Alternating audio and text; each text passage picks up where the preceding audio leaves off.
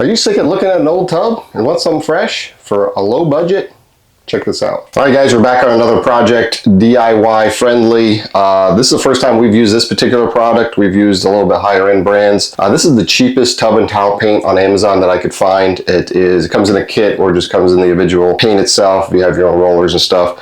What we have here is an old plastic tub that has apparently discolored over the years, and it looks very dingy. It has some discoloring here from who knows what. So what we want to do here is try this out on this old tub and see if we can renew it, make it look bright white again, and just kind of clean up the space. So we'll be your guinea pigs. This is not a sponsored video. We purchased this product.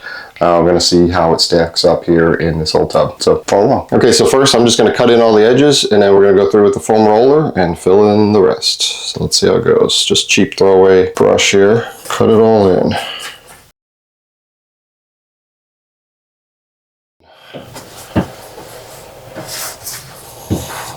Now I'm making sure I don't have a bunch of globs, but I'm also not being super particular at this point because A, it's going to get 2 coats, and B, we're going to smooth a lot of this out with the foam roller. I just want to get on the edges here.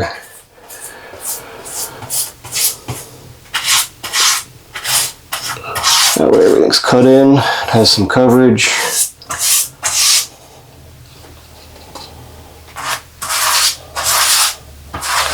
And it's flowing just like regular paint, so it's not like a weird product that you may not be familiar with. It flows pretty good. It's actually not very tacky or anything at this point. I'm sure it's going to set up, so you probably want to work fairly quickly.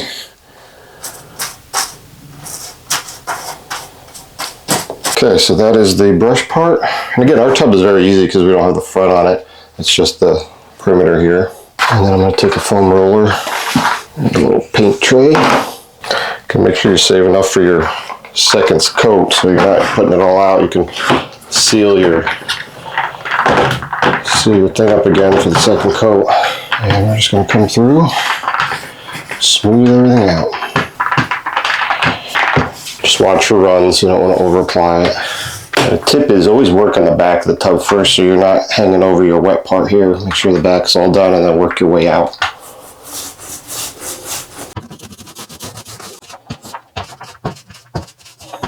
All right, so coat 1 is done.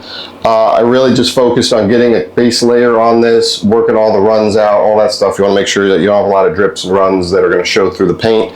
That's not got like super great coverage yet, but during the second coat, we'll be able to level it all out, get a nice top coat on this thing. Feedback so far, there's not really any odor. So a lot of these epoxy type products have to wear a respirator and it's very stinky. There's really no odor in here, so that's pretty cool. We're going to give it 2 hours, and then we're going to come back and top coat it. All right, so it's been 2 hours, and it is dry to the touch. They recommend at least 2 hours between coats. You can do up to like 3 coats, so we're going to put on the second one and see how that looks, and then if we got to come back and do a third, we'll definitely do that. So, ready to roll.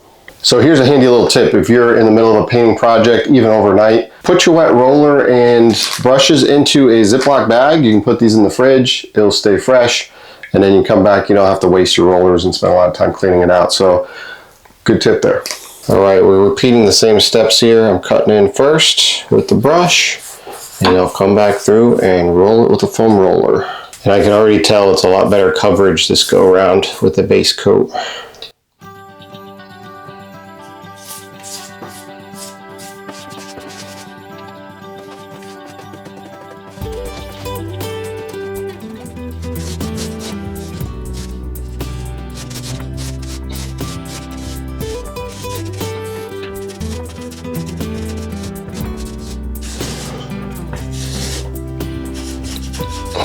All right, so we just rolled on the second coat, quick and easy. Did the same steps as last time, went on a lot quicker.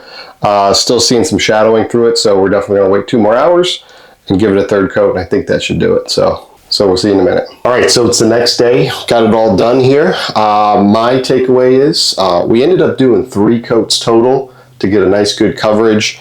I think that's definitely recommended, so you're not laying it on too thick and getting too many runs. It is prone to running and having roller marks, so you really got to take your time and do nice even coats. My takeaway here is that it is super DIY friendly. So if you're comfortable with a roller and a paintbrush, and if you do a good job getting roller lines and runs out, I think it turns out to be a pretty good product. One bottle that we had will do a full tub. We had a little bit extra, so we had the front of this. That would definitely cover that. If you're trying to do walls and stuff, you'd probably want to get additional bottles of that stuff.